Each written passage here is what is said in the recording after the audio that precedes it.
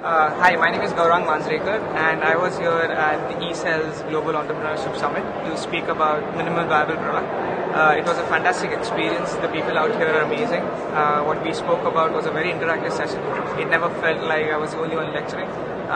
Very high quality audience and very eager entrepreneurs are to be entrepreneurs out here, who not only were just understanding the summary, but were in depths of understanding how entrepreneurship works.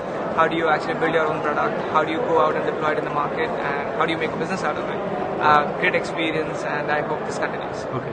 According to you, what entrepreneurs can put in their efforts to make minimum viable product? So I think most of them were worried about how much budget do they need and what are the skills do they need, and I don't think that's a question that they should be asking. They are trying to find solutions to a business problem that they've identified. They do have $1 million idea. What they need to do is they just need to figure out solutions in which a piece of paper can help in designing an app, or just finding if they have a product which they need to build. They don't need to manufacture thousands of it. Just building 10 products and getting it out to the customers to understand how the customers are giving their feedback to it. Is that solving a problem finally? And is this a scalable business? It's pretty straightforward out there. Okay. However, the dynamics of the market have been ever changing, including the inflation, the input cost and all. How entrepreneurs can keep themselves, ready to the market? So I think eventually what people are going to look at is how can you improve your fixed cost variable cost ratio. And the way businesses scale is if you can find that sweet spot in which you have reduced your fixed costs and you have made sure that the variable costs are to a minimum. Once they find that, I think it's easy for them to scale because now they have a more audience and they know what their economics are going to work like.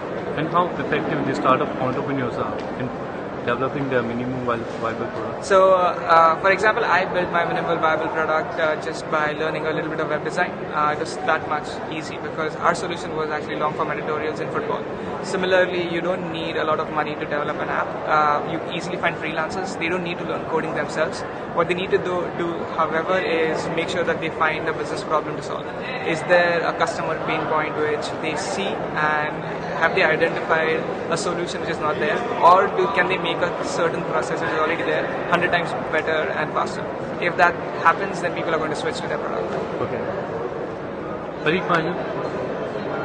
What could be the future with the startup entrepreneurs in developing further? Oh, it's incredible. I mean, innovation drives through startups, and people generally worry about what corporates can do because hey, I have this idea, and maybe a corporate is going to engulf it. Don't worry about it because corporates have 1,000 problems to worry about, and figuring out a solution to an existing problem or making it better is what startups do. So having startups which foster innovation and entrepreneurship is the best thing. It's an evergreen process and it's never going to die. I appreciate your time.